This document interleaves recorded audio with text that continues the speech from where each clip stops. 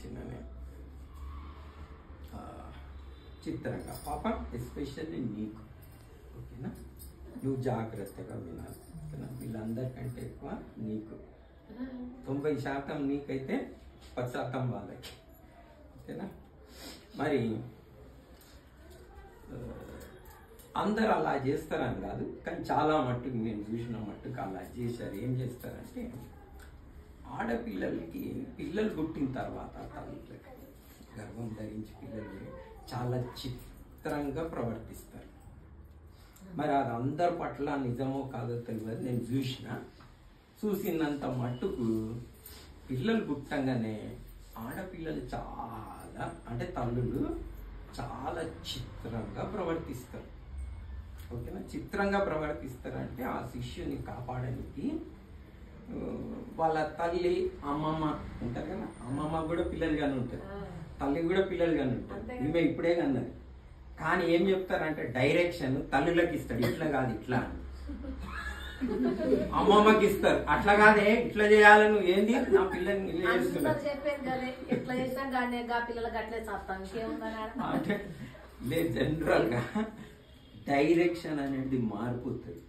అంటే తల్లికి ఎంత ప్రేమ ఎంత ఇది వచ్చేస్తుంది అంటే, ఓహో మా తల్లి కూడా పిల్లలకి అన్నారు కదా, ఎక్స్పర్టే కదా, మా అమ్మమ్మ కూడా అన్నది కదా, ఎక్స్పర్టే కదా అని ఉండదు.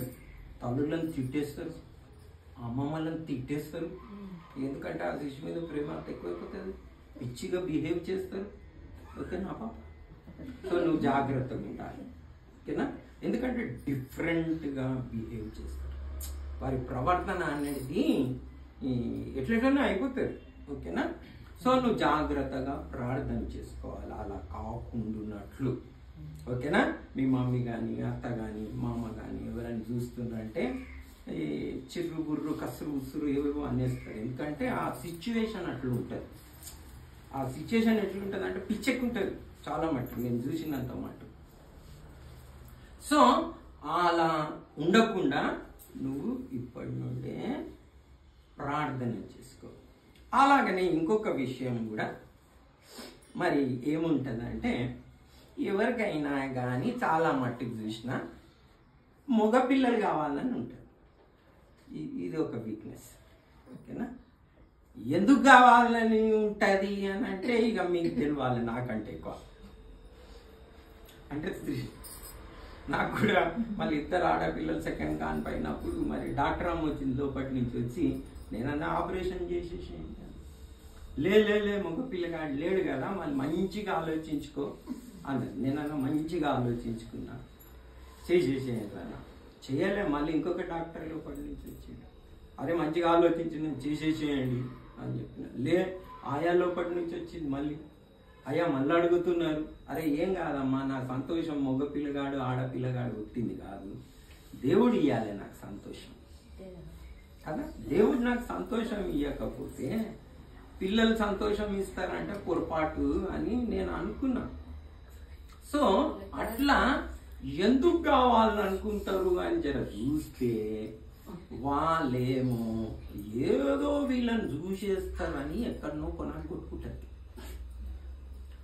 మగ పిల్లలు ఉంటే ఎన్నో చూసేస్తారు, ఏదో వెలుగబెట్టేస్తారు అని ఎన్నో కొనాకు కొట్టుకుంటుంటారు. వాళ్ళకి ఎంతనైనా చెప్పు, ఎందుకంటే కొంతమందికి ఆడపిల్లలు పుట్టినా కానీ మిఠాయి వంచారు, ఒక పిల్లగాని పులితే 2 పిల్లలు ఎక్కువ వంచుతారు, ఉన్నోళ్ళు లేని వాళ్ళకి అందరికి ఫోటో పెడతారు, లేకపోతే కొన్నిసార్లు మాట్లాడడం కూడా మాట్లాడారు. అంటే ఇవన్నీ జరుగుతున్నాయి చూసిన. ఎందుకు అని అంటే అట్లా చూస్తారు. అలాగనే మీకు కూడా చాలా మంది ముద్రు అంటే నాలాగా 62 ఏళ్ళు వస్తే వాళ్ళకి తెలుస్తుంది మా మొగ్గడు వేస్ట్ ఫెయిల్ అని అంటే అనుకుంటారు చాలా మంది అట్లా. సో అలా ఎందుకు అనుకుంటారంటే దేవుని కంటే ఎక్కువ మా మగ పిల్లగాడు ఏదో చేసేస్తాడని దేవుని మీద కంటే నమ్మకం తీసేసి ఏం చేస్తారంటే ఆ పిల్లల మీద పెట్టుకుంటారు. పిల్లల మీద పెట్టుకొని పిల్లలు వేరైపోయినప్పుడు ఇక వాళ్ళకి లేని మంటలేస్తుంది. అంటే కొడుకు పోయిండు ఇన్ని దినాల నుంచి చూసినా, ఇన్ని భార్యను పట్టుకొని పోయిండాడు, నన్ను చూస్తలేడు అనేది స్టార్ట్ అవుతుంది. నువ్వు అట్లా చేయ బాబు, ఓకేనా? అంటే చెప్తున్నాను, తల్లిదండ్రులని మంచిగా గౌరవించాలి, అత్తమామలని చక్కగా గౌరవించాలి. ఎందుకంటే లేని స్వార్థం పెరిగిపోతుంది. తల్లి ప్రేమ చాలా మంచి ప్రేమ అని చెప్తారు, కాదు స్వార్థపూరం. నన్ను సపరేట్ చేయి, నా దుఃఖం జరుపు ముందు అన్నది వాళ్ళ ఐడియా ఉంటుంది పుట్టగా. అది ప్రేమ వాళ్ళది. ఏం ప్రేమ అంటే అంత స్వార్థమే. నన్ను పక్కకు జరుపు, నన్ను చూడు, పిల్లల్ని చూడు. ఇప్పుడు ఎట్లా అని లేని పిచ్చిలు పడతాయి, ఓకేనా పాప? అలాంటిది పట్టకుండా, ఎందుకంటే సంబంధాలు ఇరిగిపోతాయి, మంచిగా ప్రేమ సంబంధాలు ఇరిగిపోతాయి, బంధాలు తెగిపోతాయి, దుఃఖం వచ్చేస్తుంది. సో అలా కాకుండా చక్కగా మీరు ప్రార్థన చేసుకోవాలి, దేవుణ్ణి అడగాలి. ఇవన్నీ పిచ్చి, ఓకేనా? మంచిగా పిచ్చి. కాబట్టి దేవుడు మీకు విడుదల దయచేయాలి అన్నిటిలో నుండి, అందరితోటి ప్రేమ సంబంధం. కాబట్టి మనుషుల మీద కాదు, ఎవరి మీద నమ్మకం ఉంచాలి? దేవుని మీద. మేము క్రైస్తవులంగా దేవుని పేరు ఎల్ షడాయ్, అంటే సర్వ శక్తి గల దేవుడు. ఆయన సమృద్ధిగా ఇచ్చే దేవుడు. నిన్ను తప్పనిసరిగా దీవిస్తాడు. ఆమేన్. నీకేం కొద్దువ కాదు, మీకేం కొద్దువ కాదు. ఆయన దీవించే దేవుడు, ఇచ్చే దేవుడు. అలాగనే ఆయన కుమారుడైన యేసుక్రీస్తు ప్రభు చెప్పిన మాటలు మనకు మత్తయి సువార్త 7వ అధ్యాయంలో 8వ వచనం నుండి మనం చూస్తే ఇక్కడ ఒక ఉదాహరణ చెప్పాడు. ఒక చిన్న ఉపమానం, కథ అంటారు. ఆ కథను, చిన్న కథను చెప్పాడు. ఏంటంటే, మీలో తల్లిదండ్రులైన వారు వారి పిల్లలు రొట్టెని అడిగితే మరి రాయిని ఇస్తాడా? ఎవరైనా ఇస్తారా మీరు తల్లిదండ్రులైన వారికి? పిల్లలకి ఇయ్యారు కదా. అలాగనే చేపను అడిగితే పాముని ఇస్తారా అని అడుగుతాడు, ఇయ్యరు కదా. సో మీరు చెడ్డవారయ్యుండే, స్వార్థపరులయ్యుండే మీ పిల్లలకి మంచి ఈవులని మరి ఇయ్యాలి. ఈవులు అంటే గిఫ్ట్స్, వరాలు. సో ఇయ్యాలని మీకు తెలుసుంటే, అలా మీకు ఒక బుద్ధి ఉంటే, మరి మంచి దేవుడు, సర్వశక్తి గల దేవుడు తన అడుగు వారికి ఎంతో మంచి ఈవులను అంటే రివార్డ్స్ ని, గిఫ్ట్స్ ని, బహుమానాలని ఇస్తాడు కదా. నిజంగానే దేవుడు ఇచ్చేవాడా కదా? ఇచ్చేవాడు.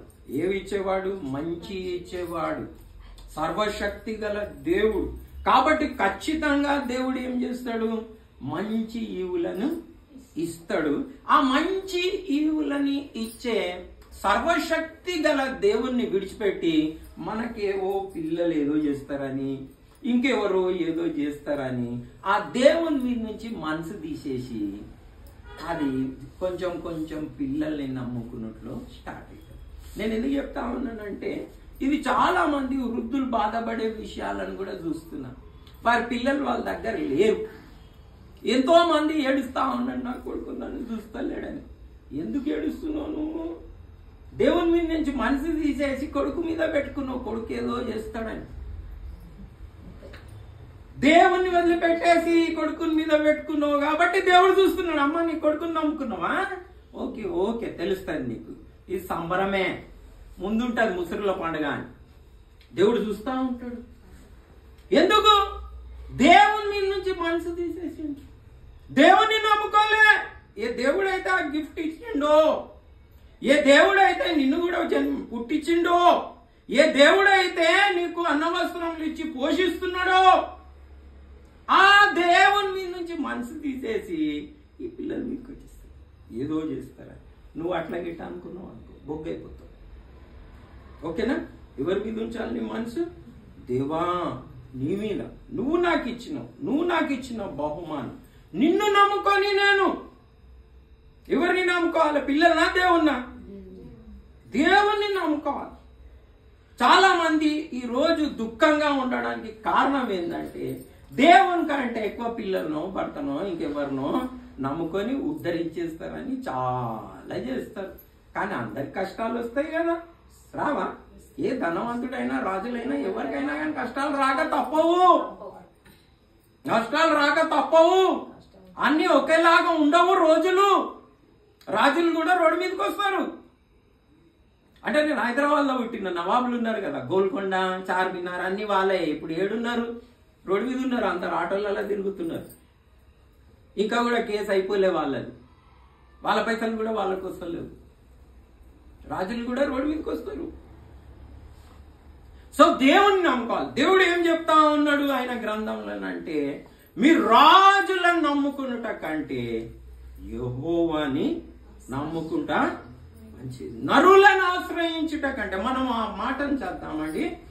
118వ కీర్తన 118వ కీర్తన 8-9 వచనాలను మనం చేద్దాం. ఓకే, ఎవరైనా తీసిండ్రా? మనుషులను నమ్ముకొనుట కంటే. మనుషులంటే ఎవరు? పిల్లలు, భార్య, భర్త, తల్లిదండ్రులు, ఎవరినైనా గాని, ఏ మనుషులనైనా గాని మనుషులను నమ్ముకొనుట కంటే ఎవరిని నమ్ముకొనుట బెటర్? దేవుణ్ణి నమ్ముకొనుట, యెహోవాను. కాబట్టి మీ జీవితంలో ఇప్పటి కూడా నెమ్మది, సమాధానం కావాలంటే, ఆ సంతోషం కావాలంటే దేవుణ్ణి నమ్ముకోండి. దేవుడు మీ సృష్టికర్త. మీ కుటుంబాలకు సమాధానం, నెమ్మది, సంతోషం ఇచ్చే దేవుడు. ఆయనను విడిచిపెట్టి ఇంకా దేనైనా నమ్ముకుంటే, ఆస్తిపాస్తులను నమ్ముకుంటే, ఆరోగ్యాన్ని నమ్ముకుంటే, మనుషులను నమ్ముకుంటే, నువ్వు ఒక దినము అవన్నీ విడిచి వెళ్ళిపోతాయి. ఆస్తులు పోతాయి, మనుషులు పోతారు, అన్ని పోతాయి. కాబట్టి దేవుణ్ణి నమ్ముకోవాలి. అంటే నరులను ఆశ్రయించుట కంటే యెహోవాని ఆశ్రయించుట మేలు. రాజులను నమ్ముకున్నట కంటే రాజులు, మనోళ్ళైతే ఎవరు రాజులైతే కారు కదా. రాజుల్నే నమ్మొద్దు అని దేవుడు చెప్తా ఉంటే, మనం మనుషులను నమ్ముకుంటే మంచిగా అవుతామా? కాలేము. చాలా మంది జీవితాలలో దుఃఖం ఉండడానికి కారణం ఏంటంటే, మనుషులను నమ్ముకొని, బంధువులను నమ్ముకొని, ఇంకెవరినైనా తల్లిదండ్రులు, ఈవెన్ తల్లిదండ్రులైన వారు కూడా మీరు చూడొచ్చు, 2 పైసలు ఎక్కువ సంపాదిస్తాను మంచిగా చూస్తారు. తల్లి ప్రేమ అంటారు కదా, కాదు. కొంచెం 2 పైసలు తక్కువ సంపాదిస్తాను చూడరు, తక్కువ టిఫిన్ కట్టిస్తారు. ఆడపిల్లలను ఒకలాగా, మగ పిల్లలను ఒకలాగా చూసి దేవుని మీద నుంచి మనసు తీసేసుకొని, విశ్వాసం ఉంచకుండా మనుషులు ఏదో ఉద్ధరిస్తారని. లే, జాగ్రత్తగా ఉండాలి పాప. నువ్వు అమ్మాయి పుట్టినా అబ్బాయి పుట్టినా ఏం చేయాలి చెప్పు? మంచిగా చూసుకోవాలి. తెలివిగా లోడు పుట్టినా మంచిగా చూసుకోవాలి. దేవుడు అది చూస్తాడు. అంటే ఒక్కొక్కలాగా చూస్తాడు. ఒక్కొక్క ఎందుకు స్వార్థం? పైసలకు విలువిస్తారు, మంచితనానికి విలువిస్తలేడు. పిల్లలు మంచోళ్ళు ఉంటారు, 2 చదువు రాకపోయినా అంత ఇయ్యరు. 4 తిట్టినా పైసలు తెచ్చేటప్పుడు పడుండి అని మంచిగా చూస్తారు, పెద్ద టిఫిన్ కట్టిస్తారు. దేవుని మీద నుంచి మరి ఆ విశ్వాసం తీసేయద్దు. సో నువ్వేం చేయాలి పాప? దేవుణ్ణి ఆశ్రయించాలి. ఏం చేయాలి చెప్పు? ఆశ్రయించాలి. దేవుని యందు విశ్వాసం ఉంచాలి. ఎందుకంటే న్యాచురల్ గా తల్లి అయిన తర్వాత, పిల్లలు పుట్టిన తర్వాత ఎట్లెట్లెట్లెట్లెట్లనో చేసేస్తారు. ఓకేనా? అట్లా కావు.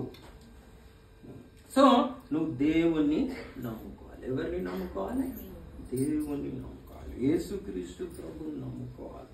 ఆయన మంచి ఈవులనిచ్చే దేవుడు, సర్వశక్తి గల దేవుడు. నీ తల వెంట్రుకలలో ఒక్కటి కూడా కింద పడితే ఆయనకు తెలియకుండా కింద పడదు. సో ఆయన శక్తి గల దేవుడు, ఇచ్చే దేవుడు, మనల్ని సరి అయిన త్రోవలో నడిపించే దేవుడు, పరిశుద్ధపరిచే దేవుడు. కాబట్టి నేను 2 వచనాలని చెప్పి నేను ముగిస్తా. ఓకేనా? మనం ఇప్పుడు ఫిలిప్పీలకు రాసిన పత్రిక 4వ అధ్యాయము 6వ వచనం. పాప నువ్వు నోట్ చేసుకోవాలి. ఓకేనా?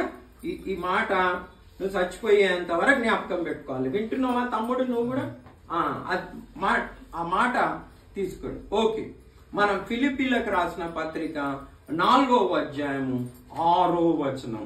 దేనిని గురించి చింతపడకుడు గాని ప్రతి విషయంలోను ప్రార్థన విజ్ఞాపనముల చేత కృతజ్ఞతాపూర్వకంగా దేని గురించి ఏం చేయొద్దంట పాప? చింతించొద్దు. ఆకాశం కూడా ఏం కింద పడదు. ఓకేనా? సో దేవుడు మనకు చెప్తున్నది, దేవుని వాక్యం సెలవిస్తున్న మాట ఏంటంటే దేని గురించి కూడా ఏం చేద్దామా?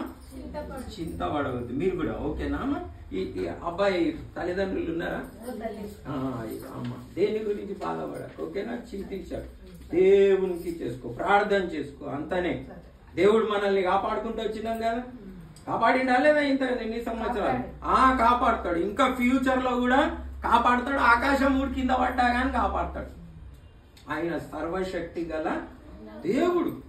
కాబట్టి మనం ఎన్నో విషయాలు చింతించుకుంటూ ఏం చేస్తామంటే దేవుని మీద నుంచి భారం తీసేసి ఏవేవో చేసుకుంటాం. అలా చేసుకోకండి. సో దేవుడు నీకు సెలవిస్తున్న మాట, మనందరికీ సెలవిస్తున్న మాట ఏంటంటే దేని గురించి కూడా మనం ఏం చేయకూడదు? చింతగా ఎట్లయితుందని. ఈ చింత అంటే భయంకరంగా ఉంటుంది. ఒక దేవుడి సేవకుడు ఒక ఇంటికి పోయినట. ఆడపాప పుట్టింది. తల్లి విచారంగా కూర్చుని ఉన్నదంట. విచారంగా కూర్చుంటే దేవుని సేవకుడు పాస్టర్ గారు అడిగిందట, ఏమమ్మా అంత విచారంగా కూర్చున్నావు? అంత నా చింత అంతా మా పాప గురించే అన్నదంట. ఆమె ఏది 2-3 ఏళ్ళ పాపను గురించే చింత అంట. ఏం చింత అమ్మా? 2-3 ఏళ్ళ పాపని గురించి, ఇంకా స్కూల్కే పోలే, చదువుకోవాలి, పెద్దగా అవుతుంది, ఎందుకు చింత? లేదు, ఎట్లాంటి అత్త దొరుకుతుందో నా పిల్లకి, ఏమేం చేస్తారో ఏమో, వాళ్ళ అత్త ఎంత బాధ పెడుతుందో ఏమో, వాళ్ళ మొగడు ఎంత బాధ పెడతాడో ఏమో అని చింతిస్తున్నారు. అలాంటి పిచ్చి తలంపులు వస్తాయి.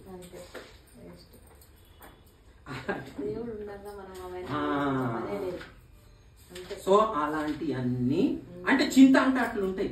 అలాంటి భయాలు వచ్చేస్తాయి. అలా ఏమేమో చేద్దాం అనుకుంటాం, లేనివన్నీ ఆశ పెడతారు. ఇప్పుడు నా పిల్ల మీద రాస్తావా లేదా అని కొట్లాట పెట్టుకుంటారు భర్తతో. నువ్వు చెప్తావా లేదా మీ తల్లికి ఆస్తి రాసిస్తావంట. ఎన్నో ఉంటాయి, నేను చెప్పలేనమ్మా.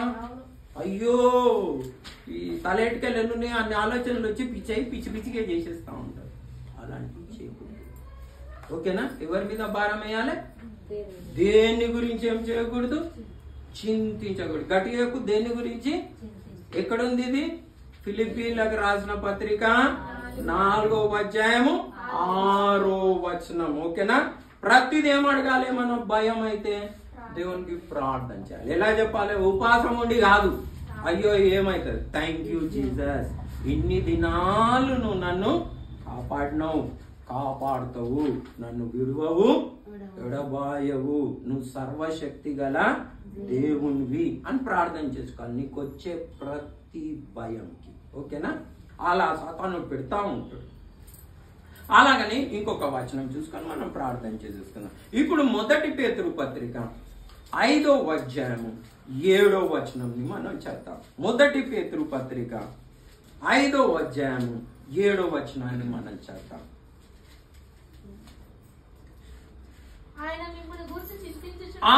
దేవుడు మిమ్మల్ని గురించి ఏం చేస్తా ఉన్నాడంట? చింతి. ఒక సామెత ఉన్నది ఏంటంటే, నారు వేసిన దేవుడు నీరు పోయడా అని. పోస్తాడు కదా. మన పిల్లలకు మనం పోయమా? పోస్తాం కదా. సో దేవుని మీద నమ్మకం పెట్టుకోవాలి. దేవుడు నిన్ను గురించి ఏం చేస్తా ఉన్నాడు? నిజంగా మనం దేవుడు మనల్ని గురించి చింతించ. అంటే నేను ఒక చిన్న ఉదాహరణ చెప్తా. ఒక పాస్టర్ గారు చాలా దిగుల్లో కూర్చుండంట. వాళ్ళ భార్య వచ్చి ఆయన అడిగిందంట, అయ్యా ఏమైందంట. ఆమె అంటే ఈ క్రైస్తవులైన వారు ఏం చేస్తారంటే చనిపోయినప్పుడు వేరే డ్రెస్ వేసుకొని వస్తారు, జర నల్ల బట్టలు వేసుకొని వస్తారు. నల్ల బట్టలు వేసుకొని వచ్చి ఆ పాస్టర్ గారు ముంగట కూర్చుందంట.